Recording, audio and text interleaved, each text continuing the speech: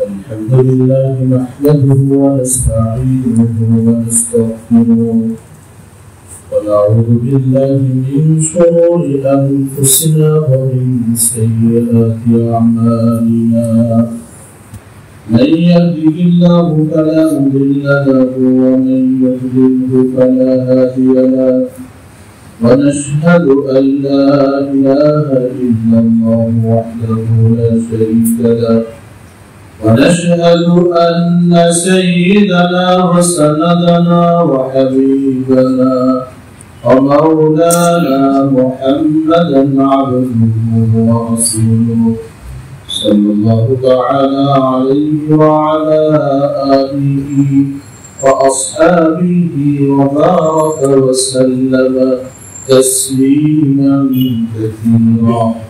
أما بعد فأعوذ بالله من الشيطان الرجيم. بسم الله الرحمن الرحيم. لتجدن أشد الناس عداوة للذين آمنوا اليهود والذين أشركوا ولتجدن أقربهم مودة للذين آمنوا الذين قالوا إنا نصارى ذلك بأن منهم قسيسين ورهبانا وأنهم لا يستكبرون. وعن أبي هريرة رضي الله تعالى عنه قال وعدنا رسول الله صلى الله عليه وسلم غزوة الهند فإن أدركها أنفق فيها نفسي ومالي فإن أقتل كنت من أفضل الشهداء وإن أرجع فأنا أبو هريرة المحرر رواه النسائي. وقال تعالى إن الله وملائكته يصلون على النبي يا أيها الذين آمنوا صلوا عليه وسلموا تسليما. اللهم صل على محمد وعلى آل محمد كما صليت على إبراهيم وعلى آل إبراهيم إنك حميد مجيد. اللهم بارك على محمد وعلى آل محمد كما باركت على إبراهيم وعلى آل إبراهيم إنك حميد مجيد. بلغ العلا بكماله كشف الدجى بجماله حسنت جميع خصاله صلوا عليه وآله. محترم সম্মানিত মুসলিম کرام, আমরা সর্বপ্রথম মহান রব্বুল আলামিনের দরবারে শুকরিয়া জ্ঞাপন করব যেহেতু আল্লাহ রব্বুল আলামিন আমাদেরকে মুমিন মুসলমান ইমানদার হিসেবে আমাদেরকে সৃষ্টি করেছেন। এই জন্য আমরা সবাই কালিমাতুশ শুকর আদায় করি আলহামদুলিল্লাহ। আল্লাহ রব্বুল আলামিনের মেহেরবানি দয়া তিনি আমাদেরকে জুমাবারে যথাসময়ে তার ঘরে উপস্থিত হওয়ার মতো সৌভাগ্য দান করেছেন। এই জন্য আমরা সকলেই বলি আলহামদুলিল্লাহ। মোহতারাম হাজিরিন, আল্লাহ রাব্বুল আলামিনের বড় দয়া যে তিনি আমাদেরকে দ্বীন-ই ইসলামের অনুসারী বানিয়েছেন। যেই দ্বীনের শিক্ষা যে আল্লাহ ছাড়া কারো সামনে মাথা নত করা যাবে না। মুমিন সাজদা করবে শুধু কাকে? আল্লাহকে। মাথা ঝুঁকাবে আল্লাহকে। তাহলে কোমর ঝুঁকানো যাবে? মনে যাবে দাদা বাবুদের সামনে এভাবে দেখা হয়। আল্লাহু আকবার। তাহলে মুমিন যা কিছু ঝুঁকাবে তার সামনে ঝুঁকাবে আল্লাহর সামনে। ইন্না দীনা ইনদাল্লাহিল ইসলাম, আল্লাহ রাব্বুল আলামিনের কাছে দ্বীন কেবলমাত্র মনোনীত দ্বীন কয়টা? সেটার নাম ইসলাম। আল্লাহ সেই ইসলামের অনুসারী হওয়ার আমাদেরকে তৌফিক দান করেছেন। এজন্য আমরা সবাই গর্ববোধ করি, আমরা সকলেই গর্বিত। আল্লাহ শুকর আদায় করে আবারও বলি আলহামদুলিল্লাহ। গত জুমায় আমাদের সৌভাগ্য ছিল আমরা রাসূল আকরাম সাল্লাল্লাহু আলাইহি ওয়াসাল্লামের একজন বংশধরের পেছনে জুমার সালাত আদায় করেছি। সবাই বলেন আলহামদুলিল্লাহ।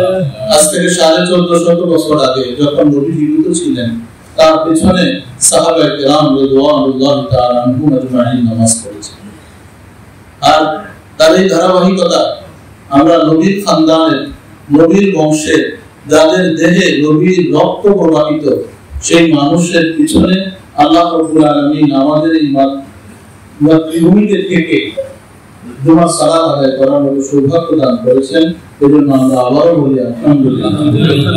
মেহমান যিনি এসেছেন উনি আপনাদেরকে দেখে, আপনাদের মসজিদ দেখে অনেক খুশি হয়েছে। একটু আমার বয়ানের ভিতরে উনি বলেছেন, এখান থেকে যাওয়ার পরেও উনি এটা অভিব্যক্তি পেশ করেছেন, ইনশাআল্লাহ আবার যখন সামনে তিনি আসবেন তার জন্য এই মসজিদে প্রোগ্রাম রাখা, তিনি এখানে আসবেন। আলহামদুলিল্লাহ, এটা আমাদের জন্য সৌভাগ্যের বিষয় যে রবির খানদানের মানুষ, একজন আল্লাহওয়ালা হুজুর, মানুষের পিছনে আমরা নামাজ পড়তে পেরেছি এবং তিনি এসে আমাদের এখানে পরিবেশ দেখে তিনি সন্তুষ্টি প্রকাশ করেছেন। আল্লাহ রাব্বুল আলামিন আমাদের মসজিদকে বাহ্যিকভাবে যেমন সুন্দর করেছেন, অভ্যন্তরীণ ভাবে, রূহানি ভাবে এর থেকে আরো বেশি আল্লাহ তাআলা সৌন্দর্য দান করেন। কিন্তু আমরা আওলাদে রাসূলের পিছনে নামাজ পড়েছি, উনি বয়ান করেছেন, উনি ওনার মতো করেছেন। গত সপ্তাহে একটি গুরুত্বপূর্ণ ঘটনাকে কেন্দ্র করে সারা দেশের মিম্বর থেকে একটি আওয়াজ উচ্চারিত হয়েছিল। সেটা হলো শহীদ অ্যাডভোকেট আইনজীবী সাইফুল ইসলাম আরিফের হত্যাকাণ্ড, তার শাহাদাত এবং তার বিচার চেয়ে সকলেই দোয়া করেছেন এবং সেটা আওয়াজ তুলেছেন। যেহেতু আমরা এই সুযোগ পাইনি, আসলে একজন মুমিন মুসলমানকে যদি কেউ হত্যা করে, একজন মুমিন মুসলমান যদি কোনো অমুসলিমের হাতে শহীদ হয়, তাহলে অন্য সকল মুসলমান এবং মুমিনের কি করণীয়? এক্ষেত্রে ইসলাম মুসলমান রাষ্ট্র, মুসলমান দেশ, মুসলমানের উপরে যদি কোনো বিজাতি, চাই সে আপনার আমার দেশের হোক, দেশের বাইরের হোক, তারা যদি কোনো শত্রুতা পোষণ করে, তারা যদি দেশের সার্বভৌমত্ব এবং দেশের স্বাধীনতার উপরে হস্তক্ষেপ করতে চায়, তখন একজন মুমিন মুসলমান কি করণীয়, এ বিষয়ে ইসলামের দিক নির্দেশনা, এ বিষয়ে আমরা জানবো। আল্লাহ রাব্বুল আলামিন আমাকে সহ আপনাদের সবাইকে আমলে নিয়ে বলার এবং শোনার তৌফিক দান করুন। হাজিরিন, ইসলামের পয়গাম, ইসলামের বার্তা খুব স্পষ্ট। এখানে কোনো গোজামিল নেই, অস্পষ্টতা নেই। আমরা গোজামিল দিই, আমরা ইসলামের বিষয়গুলোকে যার যার স্বার্থের জন্য আমরা অস্পষ্ট করে তুলি, কিন্তু ইসলামের যে আহ্বান আজ থেকে 1450 বছর আগে আহ্বান, সেটা স্পষ্ট।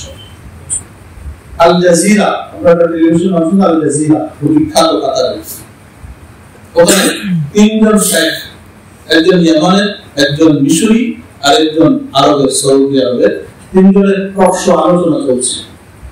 তো ইয়ামানি যিনি শেখ ছিলেন, উনি বিভিন্ন দলিল প্রমাণ দিয়ে 10-15 মিনিট কথা বলেছেন যে আমাদের যারা মুসলিম আছে তাদের সাথে আমাদের বন্ধুত্বপূর্ণ সম্পর্ক রাখা চাই, যেহেতু তারা আমাদের কোনো ঝামেলা করছে না, ইত্যাদি ইত্যাদি বিভিন্ন।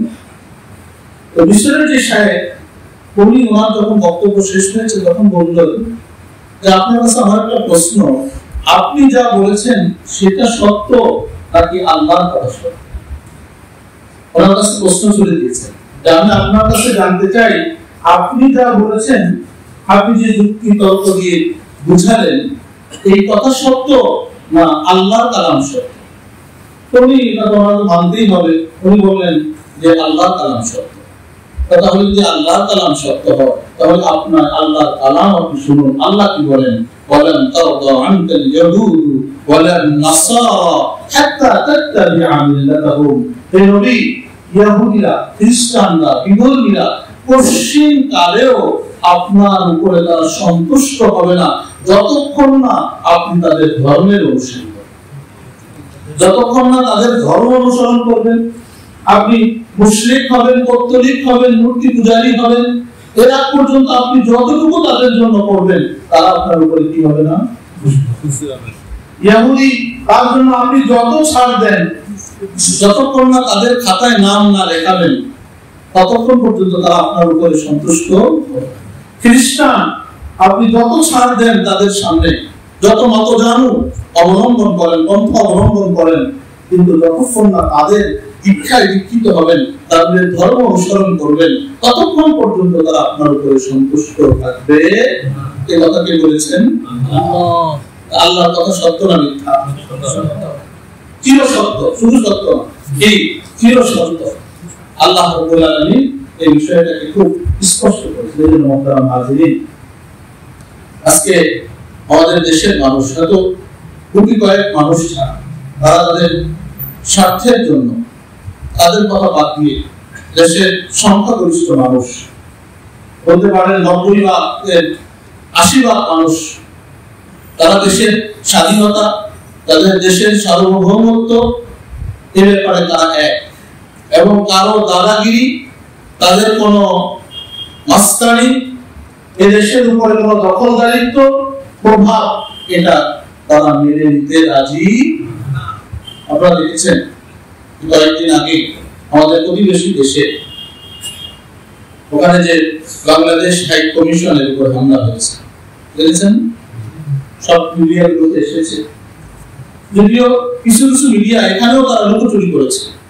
আমাদের দেশের প্রথম সারির মিডিয়া প্রথম আলো, তারা যে এটাকে নিয়ে সংবাদ পরিবেশন করেছেন, ওখানে তারা বলেছেন যে 3 ঘন্টা ব্যাপী সংক্ষিপ্ত ভাঙচুর হয়েছে, সামান্য কিছু ভাঙচুর হয়েছে।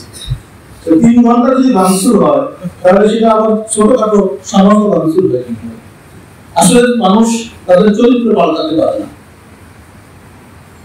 আল্লাহু আকবার। কোন রাষ্ট্রদূতের উপরে হামলা করা বা রাষ্ট্রের হাই কমিশন এটার উপরে হামলা করা, এটা ওই দেশের বিরুদ্ধে যুদ্ধ ঘোষণার নামান্তর। এটা কোন সভ্য জাতি পৃথিবীর ইতিহাসে এটা কোনো দৃষ্টান্ত পাওয়া যায় না যে তারা অন্য কোন দেশের রাষ্ট্র যে দূত আছে বা রাষ্ট্র হাই কমিশন আছে এটার উপরে তারা নগ্নভাবে হামলা করে। আমাদের দেশে দেখেছে অতীতে বিভিন্ন সময় বিভিন্ন দেশে রাষ্ট্রীয় দূতাবাসের দিকে লোকজন গিয়েছে, লং মার্চ করেছে, কিন্তু আমাদের দেশের নিরাপত্তা বাহিনী ধারে কাছে যেতে দেয়নি। এটি স্বাভাবিক, মানুষ তার ভিতরের ক্ষোভের বহিঃপ্রকাশ করতে পারে, কিন্তু একটা দেশ কতটুকু দেউলিয়া হয়ে গেলে, কতটুকু হিন্দুত্ববাদের ভিতরে তারা অন্ধ হয়ে গেলে, তারা প্রতিবেশী দেশ মুসলমান দেশের হাই কমিশনকে তারা বরদাস্ত করতে পারে। আল্লাহু আকবার। দেখেন অ্যাডভোকেট শহীদ সাইফুল ইসলাম, তাকে শহীদ করা হয়েছে। এক্ষেত্রে আমরা মুসলমান হিসেবে আমাদের কি করণীয়? মুসলমান হত্যা এটা নতুন কিছু না, এর আগেও হয়েছে, আল্লাহ রাসূল সাল্লাল্লাহু আলাইহি সাল্লামের জামানায় হয়েছে। আল্লাহ রাসূল কি করেছেন আমি এর কয়েকটি দৃষ্টান্ত আপনাদের সামনে তুলে ধরছি। আল্লাহ রাসূল সাল্লাল্লাহু আলাইহি ওয়াসাল্লাম যখন মদিনাতুল মুনাওয়ারায় আসলেন, হিজরতের আগ পর্যন্ত রাসূল সবর করেছেন, ধৈর্য ধারণ করেছেন। ফলে এই মক্কার কাফের মুশরিকরা অনেক মুসলমানকে শহীদ করেছে, উত্তপ্ত বালিপনা এর উপর তারা শুয়ে রেখেছে, ছেঁচড়িয়ে এনেছে। অপরাধ তাদের এটা ছিল তারা ইসলাম গ্রহণ করেছে।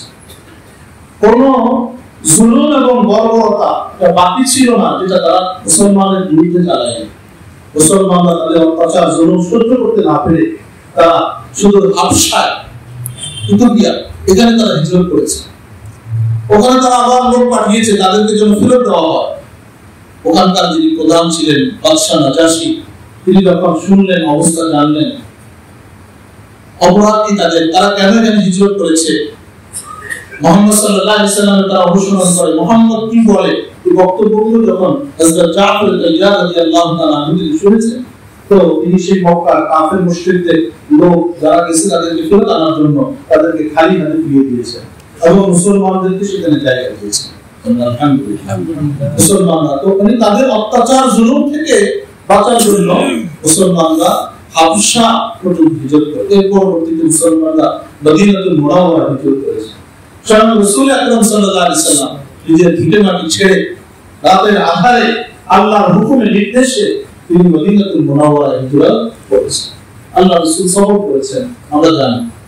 এরপর যখন আল্লাহ রাসূল সাল্লাল্লাহু আলাইহি ওয়াসাল্লাম মদিনাতুল মুনাওয়ারায় গেলেন, ওখানে ইসলামী রাষ্ট্র ব্যবস্থা চালু করলেন এবং সেখানে যে ব্যবস্থা ছিল সব ধরনের মানুষ ওখানে বসবাস করার আল্লাহ রাসূল তাদেরকে অধিকার দিয়েছেন।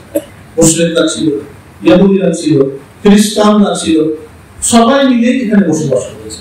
তবে আল্লাহ রাসূল সাল্লাল্লাহু আলাইহি ওয়াসাল্লাম তাদেরকে একটা মূলনীতি দিয়ে দিয়েছেন যে আমরা এখানে যারা বসবাস করি আমরা একে অপরের, এক জাতি আরেক জাতির উপরে হামলা করব।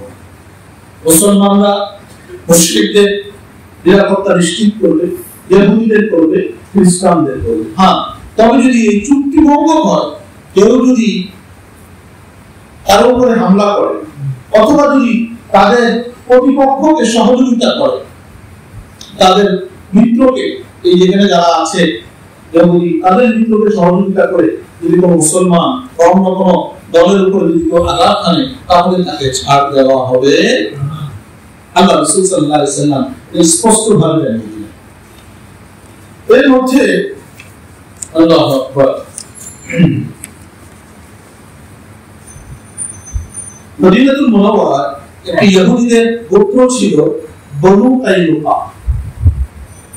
ইহুদিদের অনেকগুলো গোত্র, উল্লেখযোগ্য গোত্রের মধ্যে একটি গোত্রের নাম হলো বনু কাইনুকা।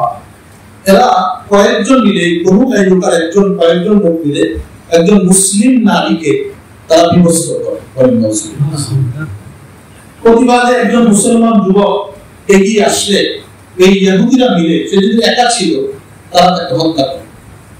মুসলিম যুবক আল্লাহ রাসূল সাল্লাল্লাহু আলাইহি ওয়াসাল্লাম এর কাছে যখন এই পয়গাম আসলো যে তারা একজন নারী শালীনতাহানির চেষ্টা করেছে, এর প্রতিবাদ একজন মুসলমান যুবক করার কারণে তারা তাকে হত্যা করেছে, শহীদ করেছে, আল্লাহ রাসূল সাল্লাল্লাহু আলাইহি ওয়াসাল্লাম এই মুসলিম একজন মুসলমানের হত্যার প্রতিশোধ নেওয়ার জন্য একটা বড় বিশাল বাহিনী আল্লাহ রাসূল সাল্লাল্লাহু আলাইহি ওয়াসাল্লাম ওই ইহুদি বনু কাইনুকা এলাকায় আল্লাহ রাসূল পাঠিয়েছেন এবং তাদেরকে কি অবরুদ্ধ করে রেখেছেন। ইতিহাস সিরাত পড়ে দেখেন। এরপর এক পর্যায়ে তারা আত্মসমর্পণ করে। আল্লাহ রাসূল সাল্লাল্লাহু আলাইহি ওয়াসাল্লাম বললেন, তোমাদের এই ওয়াদার কোনো দাম নেই, তোমরা এখন আত্মসমর্পণ করছো, কালকে আবার দেখা যায় তোমরা ওয়াদা ভঙ্গ করবে। সুতরাং আল্লাহ রাসূল সাল্লাল্লাহু আলাইহি ওয়াসাল্লাম এই ইহুদি গোষ্ঠীকে বনু কাইনুকা এদেরকে মদিনা থেকে তাদেরকে বিতাড়িত করে দেন, তাদেরকে বহিষ্কার করে দেন। আল্লাহু আকবার। তাহলে একজন যুবক একজন মুসলমানের হত্যার মোকাবেলা শাস্তি স্বরূপ আল্লাহ রাসূল সাল্লাল্লাহু আলাইহি ওয়াসাল্লাম পুরো এই ইহুদি গোষ্ঠীকে মদিনাতুল মুনাওয়ারা থেকে আল্লাহ রাসূল কি করেছেন? আরো দৃষ্টান্ত নেন। হুদায়বিয়ার সন্ধির কথা আমরা জানি। আল্লাহ রাসূল সাল্লাল্লাহু আলাইহি ওয়াসাল্লাম ষষ্ঠ হিজরিতে স্বপ্ন যোগে দেখলেন যে তিনি বাইতুল্লাহ তওয়াফ করছেন। এমনি তো মক্কার প্রতি, বাইতুল্লাহর প্রতি রাসূলের মনোযোগ ছিল। আল্লাহ রাসূল সাল্লাল্লাহু আলাইহি ওয়াসাল্লাম যখন হিজরত করে যাচ্ছেন, বারবার তিনি বাইতুল্লাহর দিকে তাকাইতেছিলেন এবং কান্না করে বলেছেন, হে বাইতুল্লাহ, আমার আত্মীয় স্বজন আপনজন তারা যদি আমাকে বিতাড়িত না করতো তাহলে কখনোই আমি তোমাকে ছেড়ে দিতাম। আল্লাহ রাসূল সাল্লাল্লাহু আলাইহি ওয়াসাল্লাম যখন দেখলেন তিনি বাইতুল্লাহ তওয়াফ করছেন, উনি আর দেরি করেন নাই, 1400 বা 1500 জন সাহাবীকে নিয়ে তিনি মক্কাতুল মুকাররমার উদ্দেশ্যে রওনা দিলেন। হুদায়বিয়া প্রান্তরে যখন আল্লাহ রাসূল আসলেন, ওখানে মক্কার কাফের মুশরিকদের পক্ষ থেকে তিনি বাধাগ্রস্ত হলেন। আল্লাহ রাসূল সাল্লাল্লাহু আলাইহি সাল্লাম এই মক্কার কাফের মুশরিকদের সাথে আলোচনা করার জন্য একটা দল, একটা ওয়াফদ, হযরত উসমান বিন আফফান রাদিয়াল্লাহু তাআলা আনহু রাসূলের জামাতা, তাকে প্রদান করে একটা দল আল্লাহ রাসূল সাল্লাল্লাহু আলাইহি সাল্লাম মক্কার কাফের মুশরিকদের সাথে আলোচনা করার জন্য পাঠিয়েছেন। আমরা তোমাদের সাথে যুদ্ধ করতে আসিনি, আমরা এসেছি বাইতুল্লাহ তাওয়াফ করতে, উমরা করতে, উমরা করে আমরা আবার চলে যাব।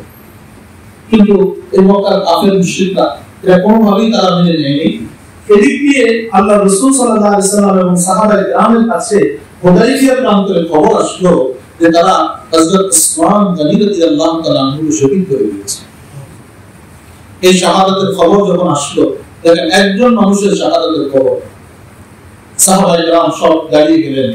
সাহাবায়ে কেরাম সব আল্লাহর রাসূলের হাতে ওই গাছের নিচে হাতে হাত দিয়ে, যেটাকে ইসলামের ইতিহাসে বাইআতুর রিদওয়ান বলা হয়, আল্লাহর রাসূলের হাতে হাত দিয়ে তারা এই মর্মে বায়াত গ্রহণ করেছে, যতক্ষণ না পর্যন্ত আমরা হযরত ওসমানের শাহাদাতের তার রক্তের বদলা আমরা না নিব, ততক্ষণ পর্যন্ত আমরা মদিনাতুল মুনাওয়ারা এখান থেকে ফিরে যাব। কয়জনের অর্থাৎ একজন। 1500 সাহাবী যারা ছিলেন সকলেই আল্লাহ রাসূলের হাতে হাত দিয়ে বায়াত গ্রহণ করলেন।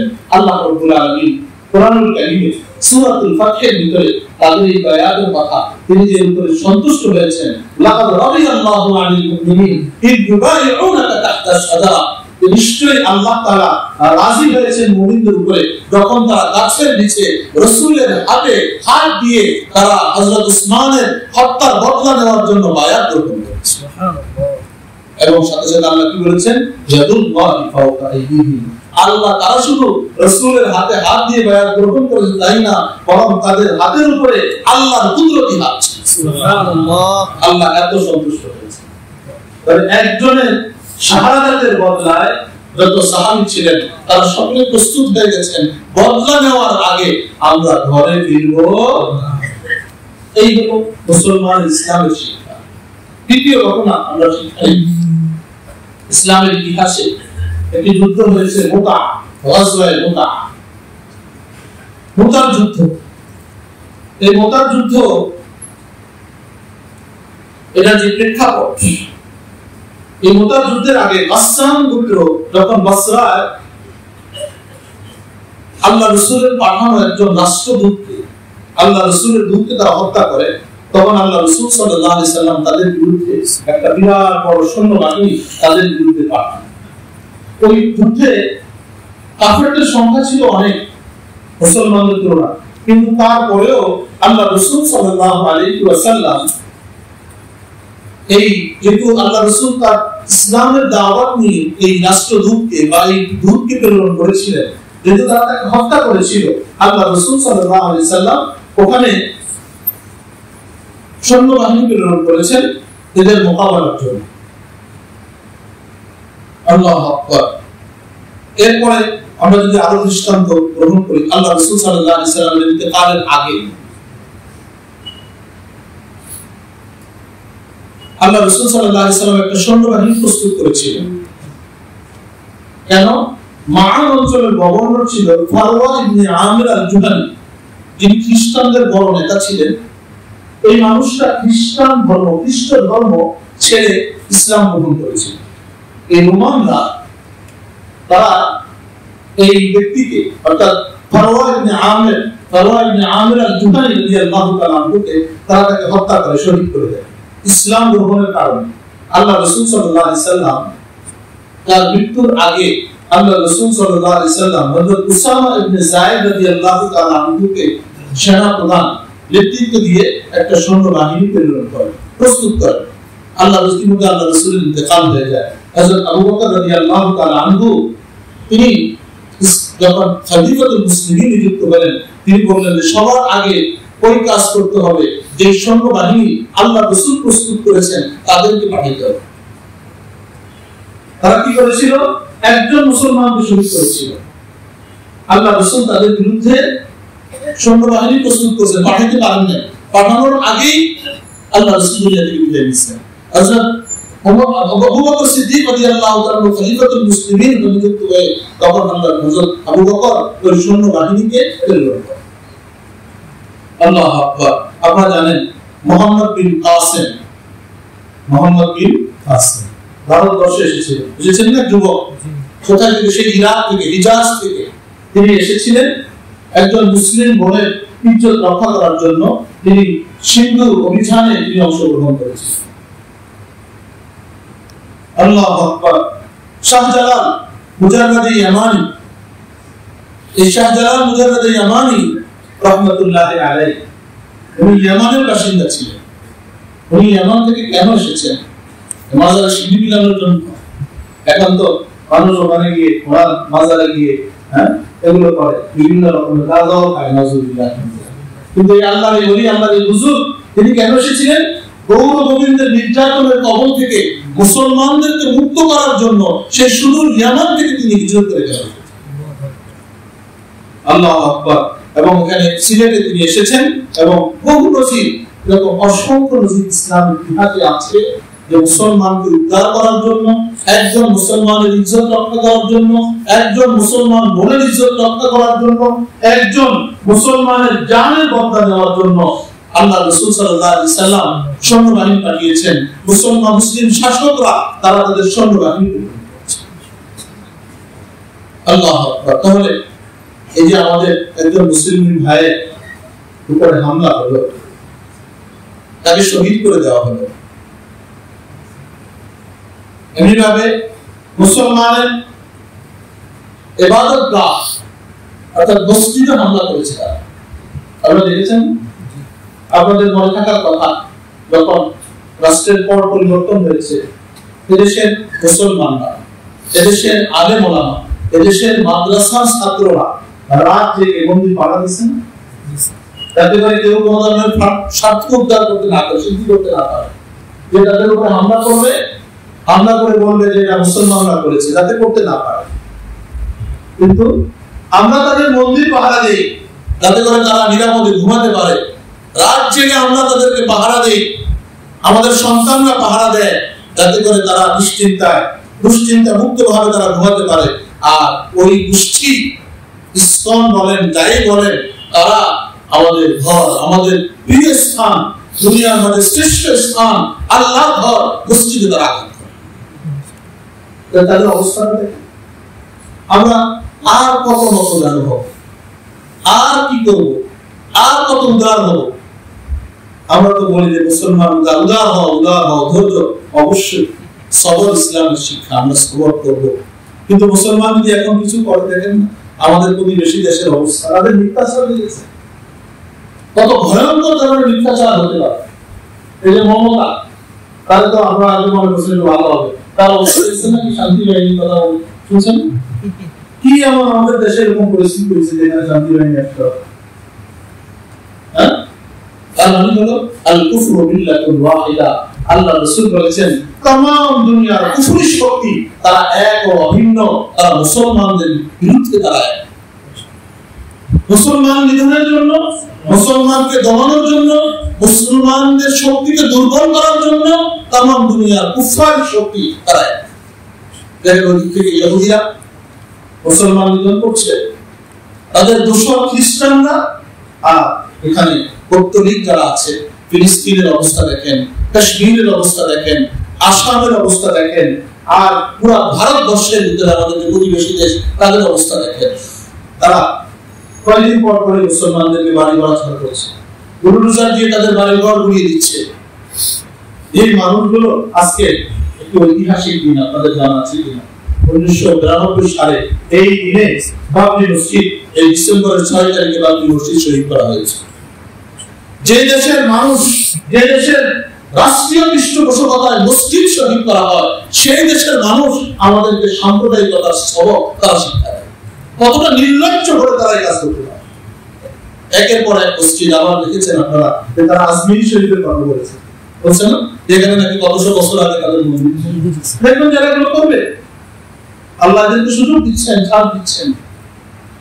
আমাদের এখানে কিছু ভাই ধাপেশ্বরী মন্দিরের কথা আওয়াজ উঠেছে যে 300 বছর আগে এখানে মসজিদ মাদ্রাসা ছিল। তো আমাদের এখানে এটা যাদের ছিল আল্লাহু আ'লাম জানি না, বাকিটা দেখছি যে বিষয়টা 300 বছর আগে ডাকেশ্বরী মন্দির এটা মুসলমানদের দেওয়া, এটা মসজিদ ছিল। তো ঠিক আছে, তোমরা যদি আজমিরের ওখানে যদি তোমাদের বিয়ে থাকে তাহলে এখানে আমাদের মসজিদ আছে, এটা আমাদের বিরোধী দিতে হবে। লজ্জা পাওয়ার কিছু নেই। আমরা যদি মনে করি যে আমরা মনে হয় একটু নমনীয় হলে তারা আমাদের উপরে সন্তুষ্ট হবে, এটা কখনোই হবে না। এটা কখনোই হবে না। এটা আল্লাহর কথা, আল্লাহর কথা, এটা মিথ্যা হতে পারে না। যারা বুঝেছে, আমি কিছুদিন আগে আমাদের একজন মির্জা আব্বাস নাম নিয়ে ওনার একটা বক্তব্য শুনলাম, খুব চমৎকার বলেছিলেন। ওনাকে মানে বাহবা পাওয়ার মতো, উনি খুব স্পষ্ট ভাবে বলেছেন যে আপনারা আমাদের উপরে আপনারা বলবেন যে আমাদের দেশ স্বাধীন করে দিচ্ছেন। তারা তো বলে যে দেশ আমরা স্বাধীন করিনি, তারা দেশ স্বাধীন করেছে।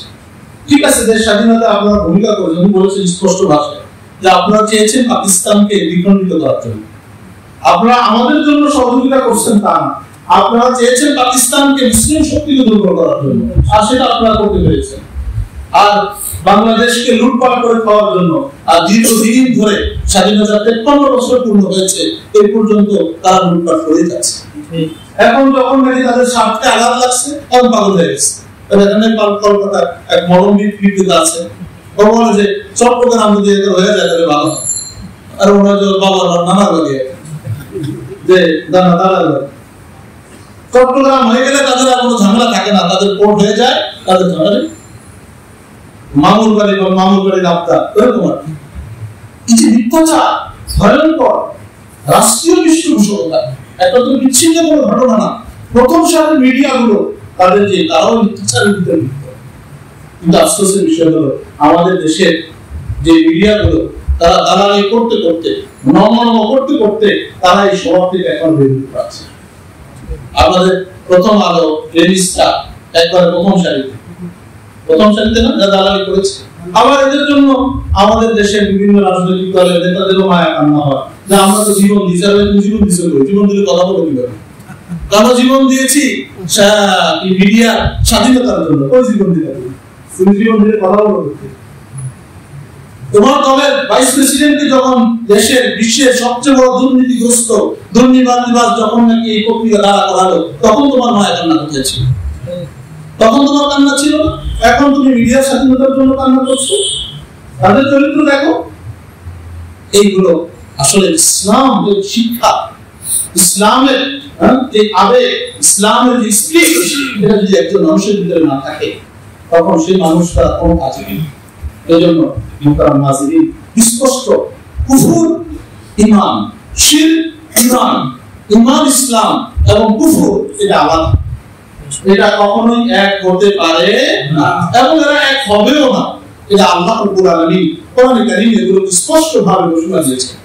মুহতারাম নাযিরিন, আল্লাহ রাব্বুল আলামিন কোরআনে বলেছেন, লা তাত্তাখিযুল ইয়াহুদা ওয়ান নাসারা আউলিয়া। আরে তোমরা ইহুদ, নাসারা, খ্রিস্টান, ইহুদি, অমুসলিম যারা আছে তাদেরকে তোমাদের বন্ধু হিসেবে গ্রহণ করো না, কারণ তারা তোমাদের বন্ধু হবে না। আল্লাহ রাব্বুল আলামিন কোরআনে কারীমে আরো স্পষ্ট ভাবে বলেছেন। আল্লাহু আকবার। ইয়া আইয়ুহাল্লাযীনা আমানু লা তাত্তাখিযু বিতানাতাম মিন দুনিকুম। হে ঈমানদাররা, তোমরা তোমাদের নিজেদেরকে বাদ দিয়ে, নিজেরা মানে তারা মুসলমান মুমিন মুসলমান, নিজেদেরকে বাদ দিয়ে অন্যদেরকে তোমরা অন্তরঙ্গ বন্ধু হিসাবে স্থাপন করো না। কেন? লা ইয়ালুনাকুম খাবালা, তারা তোমাদের ক্ষতি করতে, তারা তোমাদের অনিষ্ট করতে তারা কোনো ত্রুটি করবে না। ওয়াদু মা আনিতুম, তোমরা যেটাতে কষ্ট পাও এটা তারা চায়, তোমাদের ক্ষতি হোক এটা তারা চায়। قد بدت البغضاء من أفواههم আল্লাহ বলেন তাদের মুখ থেকে তাদের মনের ভিতরে যে বিদ্বেষ আছে সেই কথা প্রকাশ পেয়ে গেছে। তারা আমাদেরকে ওখানে হোটেলে থাকতে দিবে না, তারপর চিকিৎসা নিতে দিবে না। মানে যেসব হসপিটালে বাংলাদেশের লোক যায়ও না, এরা বলে যে আমাদেরকে চিকিৎসা নেই। আবার এখন দেখলাম আপনার চাইতেছে যে না আমরা চিকিৎসা মানে কম্পাউন্ডের কাজ আমরা করবো, দেখছেন না? আল্লাহ, হোটেলে মানুষ নাই, রাস্তাঘাটে মানুষ নাই, ব্যবসায়ীরা দোকানপাট বন্ধ হয়ে যাচ্ছে, কান্নাকাটি শুরু হয়ে গেছে। আরে মুসলমান দেখবেন যে আমাদের হিন্দু ভাই, তারা আমাদের ভাই, এদেশে তো আমরা মিলেমিশেই থাকি, কিন্তু কোন মুসলমানের দোকান থেকে সবাই কিনে না। কিন্তু আফসোসের বিষয় হলো মুসলমান হিন্দু দোকান থেকে যে মিষ্টি কিনে, কথা বলছেন না? আবার বলে যে এটা খুব স্বাদ, আরে গরুর চনা দেয়, স্বাদ তো লাগবে। ওরা ওদের ধর্মের বিশ্বাস যে মানুষরা চনা খাইতে পারে, তো তারা আপনার দোকানে ছিটাবে না, এটা কি নিশ্চয়তা আছে? আপনি এটা বুঝেন, হিন্দু দোকানে যে আপনি তাঁতি বাজারের দিকে যে কাচ্চি বিক্রি করে, ওখানে হিন্দু দোকান আছে, ওখানে আপনি সে কি মুসলমানের দোকানে বস্তু নিয়ে কাচ্চি টাকা বিক্রি করে নাকি? বলছে আপনি যে খেলেন, তারা কার নামে গরু জবাই করলো? এটা তো হারাম খাইলেন, আপনার পয়সা দিয়ে আপনি কেন হারাম খাবেন? আল্লাহ আকবার। আল্লাহ আমাদেরকে বুঝাতে, এটা তো বুঝবেন ঈমান এবং ইসলামের প্রশ্নে একজন মুমিনের একজন মুশরিকের সাথে কোনো আপোষ হতে পারে না। সে ঠিক আছে, সে আমার প্রতিবেশী, সে আমার দেশের নাগরিক, আমরা যেরকম সেও নাগরিক, আমরা সংখ্যালঘু বলতে আমরা সেও নাগরিক, আমরাও নাগরিক। সংখ্যালঘু বলতে এটা তো একটা ট্রাম কার্ড তৈরি করছে, আমরা সেগুলো সুবিধা নেওয়ার জন্য, রাজনৈতিক স্বার্থ সিদ্ধির জন্য। আসলে সেও এই দেশের নাগরিক, আমরাও নাগরিক, কিন্তু পার্থক্য হলো ঈমান এবং কুফরের পার্থক্য। ঈমান এবং কুফরের পার্থক্য। এই দেখেন যে পেঁয়াজের কথা শুনেন, কত বাদাতিল বাগদাউ মিন আফওয়াহিহিম, তাদের মনের ভিতরে যা আছে এটা বের করে দিচ্ছে, বের হয়ে গেছে তাদের। এখন যাই করো, তারা যে বলছে যে তারা পেঁয়াজ না দিলে নাকি 2000 টাকায় পেঁয়াজ কিনতে, কান্নাকাটি করা লাগবে। এখন যখন চীন থেকে পেঁয়াজ আসছে, পাকিস্তান থেকে পেঁয়াজ চলে আসছে, এদেশের কৃষকরা পেঁয়াজ উৎপন্ন করছে, এখন এটা কান্নাকাটি শুরু হয়ে গেছে। আরে এখন বলে যে জাহাজে করে অস্ত্র আসছে, বোম আসছে, গ্রেনেড আসছে, ওরা সংবাদ পরিবেশন করছে। আর ওদের ঘুম নাই, মুসলমান তো ঘুমিয়ে আছে, কিন্তু তারা ঘুমিয়ে নাই, তারা পাগল হয়ে গেছে। কিভাবে মুসলমানকে শেষ করবে, কিভাবে মুসলমানকে দুর্বল করবে, মুসলমান ভাইয়ের সাথে মুসলমান ভাইয়ের সম্পর্ক মজবুত হবে, এটা তারা কখনো চায় না। এখন যখন দেখছে যে নারে পাকিস্তানের কাছে একটা বক্তব্য শুনলাম, উনি বলেছেন যে বাংলাদেশের দিকে কেউ চোখ তুলে দেখুক না কেন, তার চোখ আমরা উঠাই দেব। কেউ যদি বাংলাদেশকে হুমকি দেয়, পাকিস্তান মুসলমানের কথা বলতে না, গরুর গোশত খায়, তারা গরুর প্রসাদ খায়, নুন খায়, অবত এমনিই কলেজের ছিল, পারে না তো, দেখেন না, পারে শুধু বাংলাদেশে শিখে, বাংলাদেশের সাথে ইনশাআল্লাহ পারবে না। ইনশাআল্লাহ আমাদের সৈন্যবাহিনী তারা এটা সব দেখলাম কালকে, তারা করতেছে যে বাংলাদেশকে ইন্ডিয়ার সাথে এটা করে, তাদের এত এত সৈন্য সংখ্যা বাংলাদেশের কি আছে? আরে বাংলাদেশের ইমানি শক্তি আছে, মুসলমান যারা আছে, এই যে দেখেন যখন আন্দোলন হয়েছে, তো কয়জনের হাতে, কয়জন প্রশিক্ষণ প্রাপ্ত ছিল, কয়জন হাতে অস্ত্র ছিল, বের করছিল মানুষ।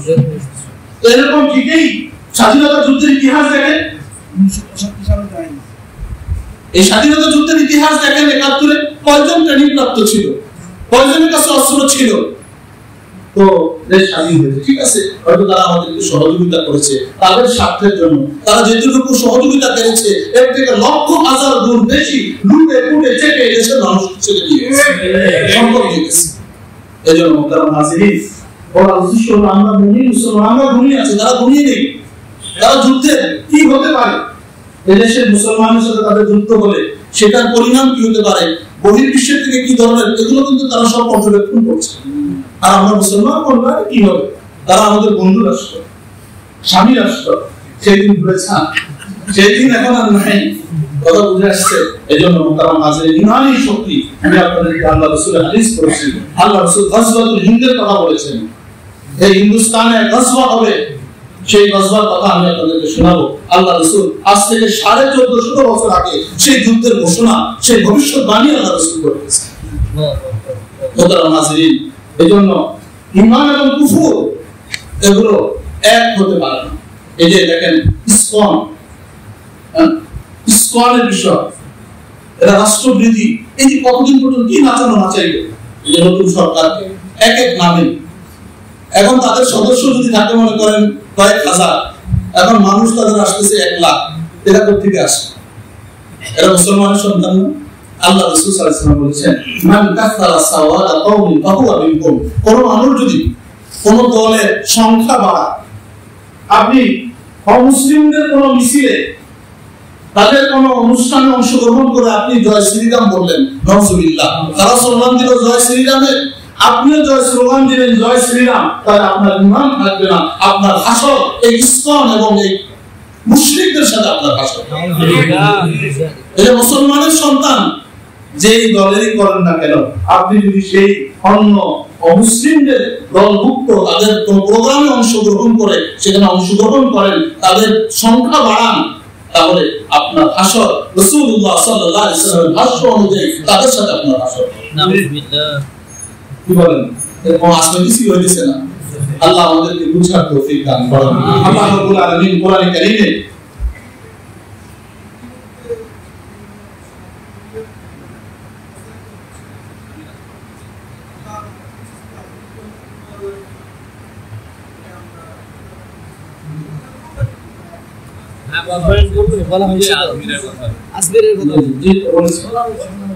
আল্লাহ রাব্বুল আলামিন সূরাতুল মাইদা 82 নং আয়াতে বলেছেন, লা তাজিদান্না আশাদ্দান নাসি আদাওয়াতান লিল্লাযিনা আমানুল ইয়াহুদ ওয়াল্লাযিনা আশরাকু। হে নবী, আপনি মুসলমানদের প্রতি কঠোর ভাব শত্রুতা পোষণকারী হিসাবে ইহুদি এবং হিন্দু মুশরিকদেরকে আপনি পাবেন।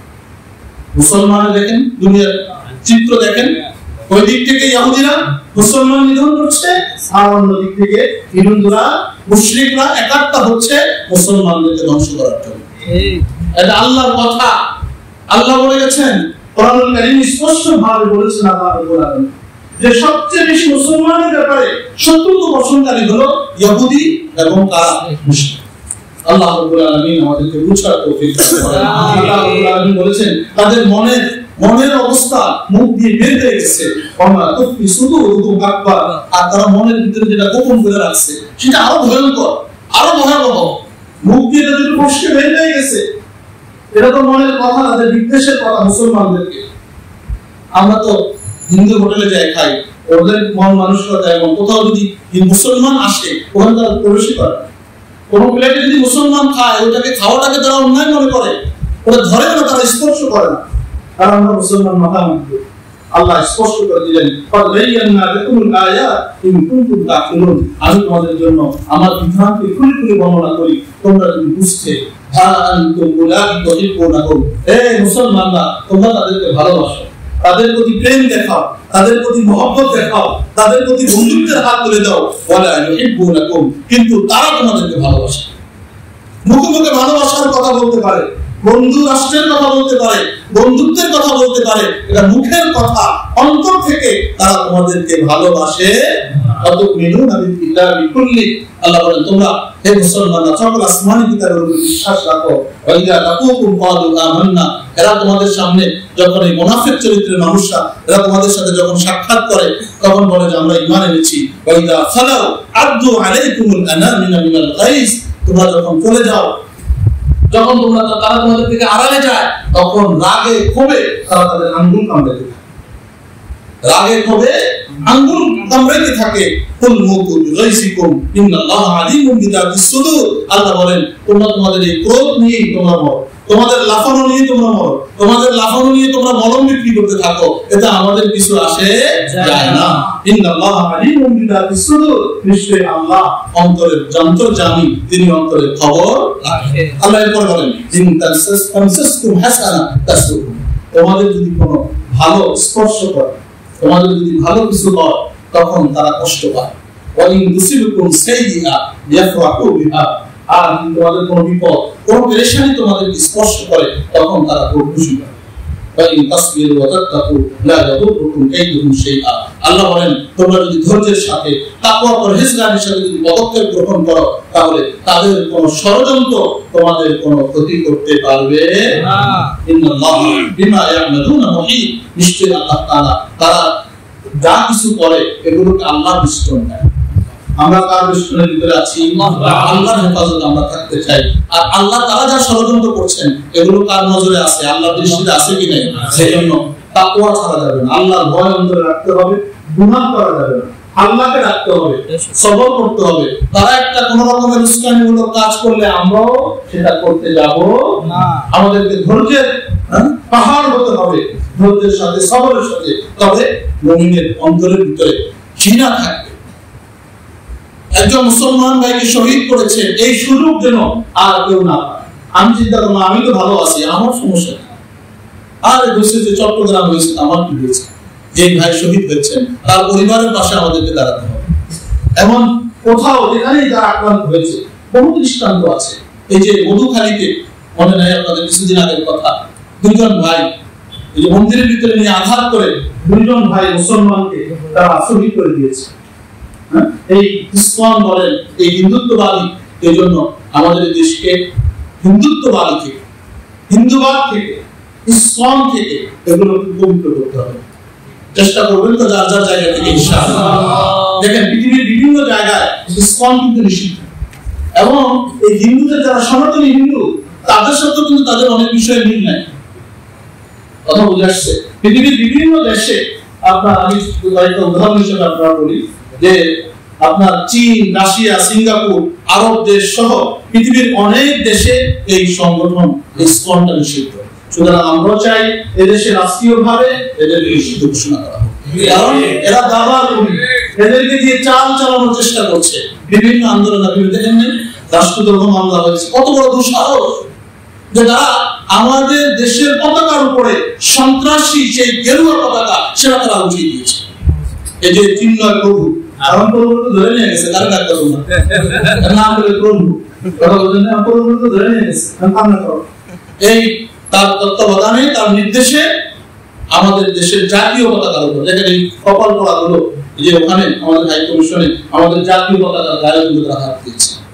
কথা বুঝছে? তারা বাথরুমে, কমোডে, বিয়েতে তারা আমাদের জাতীয় পতাকাকে তারা স্থাপন করেছে, দেখেছেন না আপনারা? এই জন্য মুহতারাম হাজিরিন, এটা কোনো দেশের সাথে দেশের যুদ্ধ নয়, দেশের সাথে দেশের প্রতি বিদ্বেষ নয়, এটা হলো ঈমান এবং কুফরের, ঈমান এবং ঈমানের বিরুদ্ধে, ইসলামের বিরুদ্ধে কুফরি শক্তির আগ্রাসন। এজন্য মুমিন মুসলমান মাত্রই যার ভিতরে ন্যূনতম ঈমান আছে, সেই হিন্দুত্ববাদী আগ্রাসনকে সে কখনোই মেনে নিতে পারে না। আমরা আমাদের সন্তানদেরকে এই বিষয়ে তাদেরকে বলতে হবে, তাদেরকে বুঝাতে হবে। দেখেন যে তথ্য সন্ত্রাস, মিডিয়া সন্ত্রাস, এটা এক ভয়াবহ সন্ত্রাস। এদেশে একটা শ্রেণী আপনারা দেখেছেন যে কিছুদিন আগে মুন্নি শাহ, তার অ্যাকাউন্টে সে একজন সাংবাদিক মানুষ 132 না 34 কোটি 134 কোটি টাকা লেনদেনের দিয়ে পাওয়া গেছে। এটা কারা দেয় তাকে এই টাকাগুলো? যারা এই দেশের বিরুদ্ধে ষড়যন্ত্র করে, এই দেশের বিরুদ্ধে চক্রান্ত করে, এদের মাধ্যমে এরা এজেন্ট প্রতিবেশী দেশে হিন্দুত্ববাদী প্রতিষ্ঠা করার জন্য দেশের এজেন্ট। প্রথম আলো সহ যারা আছে, আপনার ঘরে তো প্রথম আলো না আসলে আপনার ঘরে আলো আসে না সকালবেলা। আরে আলো মানে অন্ধকার, প্রথম অন্ধকার বলতে পারে। এটাকে বয়কট করেন ইনশাআল্লাহ, আমার দেশ মনে আসবে খুব শীঘ্রই।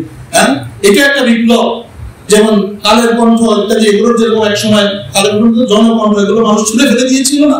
যারা দালালি করবে তারা আস্থা করে, ইতিহাসে আস্থা করে তারা বিক্ষিপ্ত হবে। এই জন্য আমরা যদি এটা বয়কট না করি, আমরা যদি প্রত্যাখ্যান না করি, তাহলে কি হবে? ঠিক হবে না। কালবেলা খুব ভয়ঙ্কর ভাবে তাদের দালালি করছে।